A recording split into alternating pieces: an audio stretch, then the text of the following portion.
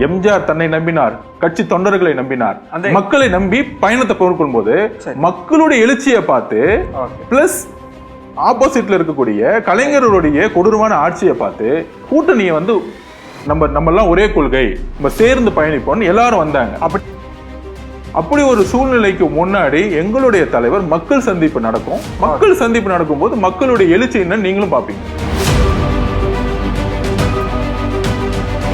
2026 தேர்தலுக்கு அரசியல் கட்சிகள் தயாராகி வரும் நிலையில் தனித்து போட்டியிட்டாலும் ஆட்சி அமைப்போம் என்று கூறியிருக்கிறார் ஆதவ் அர்ஜுனா.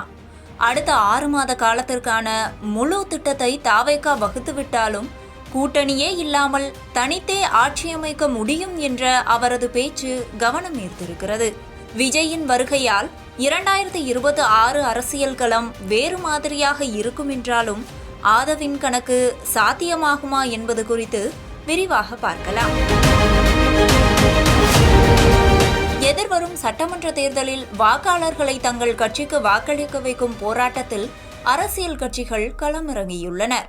அந்த வகையில் ஓரணியில் தமிழ்நாடு என்று ஆளும் திமுக பணியை துவங்க மக்களை காப்போம், தமிழகத்தை மீட்போம் என்று சுற்றுப்பயணத்தை துவங்கியிருக்கிறார் எதிர்க்கட்சித் தலைவர் எடப்பாடி. இந்த நேரத்தில் தேர்தல் அரசியலில் புது வரவான விஜய் அடுத்த மாதம் பிரம்மாண்டமாக ஒரு மாநாட்டை நடத்தி செப்டம்பர் முதல் சுற்றுப்பயணம் செல்ல இருக்கிறார். வரும் டிசம்பர் வரை தமிழ்நாடு முழுக்க செல்ல அவர் திட்டமிட்டிருக்கும் நிலையில் 2 தினங்களுக்கு முன்பு நடந்த தாவேக செயற்குழுவில் முக்கிய முடிவுகள் எடுக்கப்பட்டன. பாஜகவுடன் ஒரு காலம் கூட்டணி இல்லை, திமுக பாஜகவுக்கு எதிராக தங்கள் தலைமையிலேயே கூட்டணி, முதலமைச்சர் வேட்பாளர் விஜய் என்ற அறிவிப்பு வெளியானது. இதுகுறித்து புதிய தலைமுறையில் நேர்காணல் கொடுத்த தாவேக தேர்தல் மேலாண்மை பொதுச் செயலாளர் ஆதவ் அர்ஜுனா பல முக்கிய விடயங்களை கூறியிருக்கிறார். அவர் பேசுகையில் 2026 தேர்தலில் யார் 32% வாக்குகளை தொடுகிறார்களோ அவர்கள்தான் முதல்வர். இப்போதைய சூழலில் தாவேகாவுக்கு 25% வாக்கு வங்கி இருக்கிறது. பல்வேறு ஆய்வுகள், கருத்து கணிப்புகளின் மூலம் இது தெரிய வருகிறது. டிசம்பரில் விஜய் சுற்றுப்பயணத்தை முடிக்கும் போது மக்கள் எழுச்சி அதிகரிக்கும். பிப்ரவரி மார்ச் வாக்கில் எங்களின் வாக்கு வங்கி 35% இருக்கும் என்று நம்பிக்கை தெரிவித்துள்ளார். இதையும் தாண்டி தங்கள் தலைவருக்கு கிடைக்கும் எழுச்சியை பார்த்து கூட்டணி கட்சிகள் தங்களோடு கைகோர்க்கலாம் என்றவர், இல்லை என்றாலும் தாவேகா தனித்தே ஆட்சி அமைக்கும் என்று தெரிவித்துள்ளார். ஒத்த கொள்கை கொண்ட கட்சிகள் உடன் வந்தால் அவர்கள் கேட்காமலேயே அதிகார பகிர்வு செய்யப்படும்.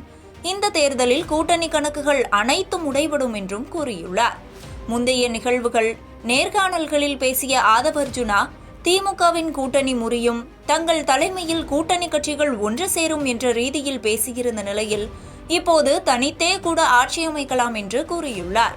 கடுமையான போட்டி என்றாகும் தாவேகா தனித்தே ஆட்சி அமைக்கும் என்ற ஆதவ் அர்ஜுனாவின் கணக்கு சாத்தியமாகுமா?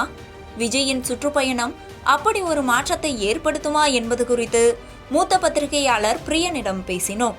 அப்போது அது அவருடைய நம்பிக்கையை வெளிப்படுத்துகிற ஒரு விஷயமாக தான் நான் பார்க்குறேன். ஏன்னா முதல் எலெக்ஷன்ஸில் எப்படிப்பட்ட ஒரு வாக்கு வங்கியை விஜய் பெறுவார் என்பது ஒரு யூகத்துக்கு ஒரு விஷயமாக தான் பார்க்குறோம்.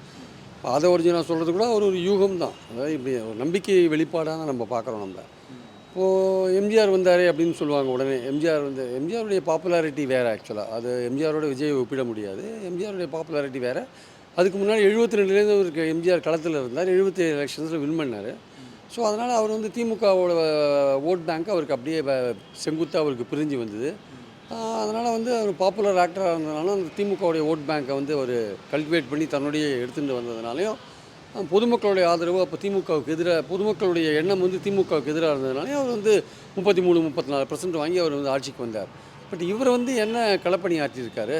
இப்போ தான் ஒரு 2 வருஷம் ஆட்சி என்ன களப்பணி ஆற்றினார், என்ன மக்கள்கிட்ட போனார்? இப்போ முதல்ல எலெக்ஷனுக்கு முன்னாடி மக்கள்கிட்ட போகிறேன்னு சொல்கிறாரு. செப்டம்பர்லேருந்து மக்கள்கிட்ட போகிறேன்னு சொல்கிறாரு. பயணம் போகிறேன்னு சொல்கிறாரு. பட் அதெல்லாம் போகலாம். இவரும் செல்வாக்கு மிக்க நடிகர் தான். பட் ஆனால் இவர் எம்ஜிஆரோட நீங்கள் பொலிட்டிக்கலாக கம்பேர் பண்ணி, நீங்கள் அரசியல் தலைவராக மாறிவிட்ட விஜயை அரசியல் தலைவர் எம்ஜிஆரோடு நீங்கள் கம்பேர் பண்ண முடியாது. ஒரு பிரபல சினிமா நடிகராக, செல்வாக்கு மிக்க நடிகராக இருந்த எம்ஜிஆர் அதே சமயம் ஒரு அரசியல் ரீதியாகவும் செல்வாக்கு பெற்று அதில் களப்பணியெல்லாம் ஆற்றி அதுக்கப்புறம் தான் 77 தேர்தலில் வின் பண்ணுறாரு. உங்களுக்கு இன்னும் அந்த அளவுக்கு நீங்கள் போகலை. ஆக்சுவலாக நீங்கள் இன்னும் களப்பணியெல்லாம் ஆற்ற வேண்டிய விஷயங்கள் நிறையா இருக்குது. அதனால் நீங்கள் இந்த வரப்போகிற எலெக்ஷன்ஸில் உங்களுடைய ஓட்டு வங்கின்றது திமுக எதிர்ப்பு ஓட்டு வங்கி தான் உங்களுக்கு வரும். அது வந்து 3ஆக பிரியறதுக்கான வாய்ப்புகள் இருக்குது. நீங்கள் பாஜகவை தீவிரமாக வைத்தீங்கன்னா திமுகவுக்கு போகிற பாஜக எதிர்ப்பு வங்கி உங்களுக்கு வரும். அது தவிர மைனாரிட்டிகள் வந்து உங்களுக்கு ஓட்டு போடுவாங்களான்னு எனக்கு சந்தேகமாக இருக்குது. ஏன்னா வந்து காங்கிரஸ் எங்கே இருக்கோ அங்கே தான் மைனாரிட்டிகள் ஓட்டு போடுவாங்க. தேசிய அளவில் காங்கிரஸையும் மாநில அளவில் திமுகவையும் மைனாரிட்டிகள் நம்புகிறாங்க.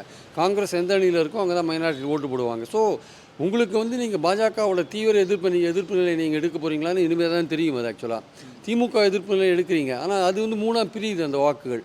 அதனால் வந்து நீங்கள் மைனாரிட்டி வாக்குகள் உங்களுக்கு வராது. ஸோ அந்த சூழலில் வந்து உங்களுக்கு வந்து எந்த அளவுக்கு வந்து வாக்கு வங்கி உருவாகுன்றது உங்கள் ரசிகர்கள் எந்த அளவுக்கு உங்கள் பின்னாடி இருக்காங்க, அவங்க பல்வேறு கட்சிகள் இருப்பாங்க, அவங்க ஒட்டுமொத்தமாக உங்களுக்கு ஓட்டு போடுவாங்களா, இல்லை அது நாங்கள் நடிகர்ன்ற முறையில் தான் விஜயை பார்த்தோம்னு சொல்லுவாங்களான்னு சொல்ல முடியாது. ஆனால் நீங்கள் பயணம் போகும்போது உங்களை பார்ப்பதற்காக ஒரு பெரிய கூட்டம் கூடலாம். அது ஓட்டாக மாறுமா என்பது இன்னொரு விஷயம் ஆக்சுவலாக. அதனால் இவ்வளவு பிரச்சனைகள் இருக்கிறதுனால அவர் 25% இருக்குது, பயணம் போனால் 35% ஆகிடும், ஆட்சி அமைப்பார் என்பது ஆதவ் அர்ஜுனாவின் நம்பிக்கையாக இருக்கலாம். அது நடைமுறையில் சாத்தியமாகுமா என்பது தேர்தல் தான் சொல்லும்.